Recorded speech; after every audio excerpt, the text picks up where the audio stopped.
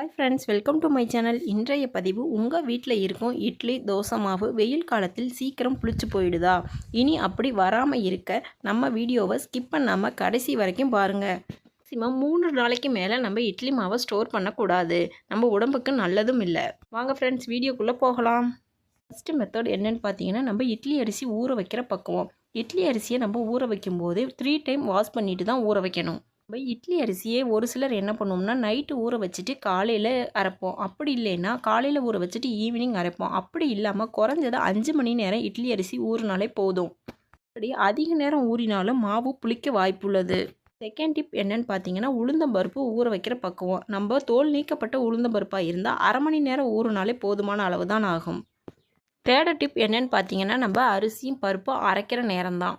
நம்மள நிறைய பேர் கிரைண்டரில் மாவை ரெடி பண்ணுறதுக்கு அரிசியை போட்டுட்டு ஆன் பண்ணி விட்டுட்டு மற்ற வேலைகள் ஏதாவது பார்த்துட்ருப்போம். அப்போ ஒரு சில டைம் தண்ணி பற்றாமல் கிரைண்டர் கிட்டியாக ஓடிட்டுருக்கும்போது ஜூடேறிடும். அப்படி ஜூடேறினாலும் நம்மளுக்கு மாவு புளிக்க வாய்ப்புள்ளது.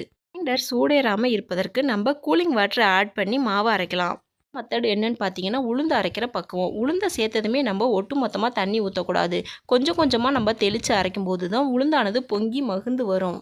முறையில் நம்ம மாவு அரைச்சோம்னா இட்லியும் சாஃப்டாக இருக்கும்.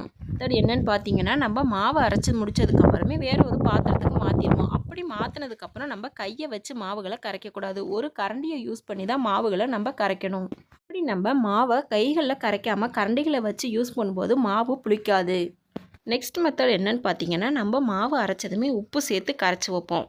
இந்த கோடை காலத்தில் புளிப்பாகாமல் இருப்பதற்கு நம்ம உப்பு சேர்க்காமலே ஸ்டோர் பண்ணி வச்சுக்கலாம். மாவை 8 மணி நேரம் 7 மணி நேரம் புளிக்க வைப்போம். அப்படி இல்லாமல் இந்த கோடை காலத்தில் ஒரு 4 மணி நேரம் வெளியில் வச்சுருந்துட்டு அப்புறம் ஃப்ரிட்ஜில் ஸ்டோர் பண்ணிக்கலாம். நீங்கள் யூஸ் பண்ணுறப்ப மட்டும் தேவையான அளவு மாவு எடுத்து அதில் உப்பு சேர்த்து கரைச்சிட்டு நீங்கள் இட்லி ரெடி பண்ணிக்கலாம். ஃப்ரிட்ஜ் இல்லாதவங்க ஒரு அகலமான பாத்திரத்தில் கால்வாசி அளவுக்கு தண்ணி எடுத்துக்கிட்டு அது மேலே நீங்கள் ரெடி பண்ணி வச்சுருக்க மாவு பாத்திரத்தை வச்சு ஒரு வாழை இலையை வச்சு மூடிட்டிங்கன்னா 2 நாள் வரைக்கும் உங்களுக்கு புளிக்காமல் இருக்கும். அப்படி இல்லைன்னா நீங்கள் வீட்டில் பச்சை மிளகாய் வச்சுருந்தா பச்சை மிளகாயில் 4 மிளகாய் எடுத்துக்கோங்க. 4 மிளகாயும் காம்பு பகுதி மேல் பக்கம் இருக்கிற மாதிரி மாவில் அப்படியே குத்தி வச்சுருங்க. இந்த ஸ்டெப்பை ஃபாலோ பண்ணிங்கனாலும் மாவு புளிக்காது. ஓகே ஃப்ரெண்ட்ஸ், நெக்ஸ்ட் டைம் நீங்கள் இட்லி மாவு அரைக்கும் போது நம்ம சொல்கிற மெத்தடில் நீங்கள் அரைச்சி பாருங்கள். ஒரு வாரம் ஆனாலும் புளிக்கவே புளிக்காது.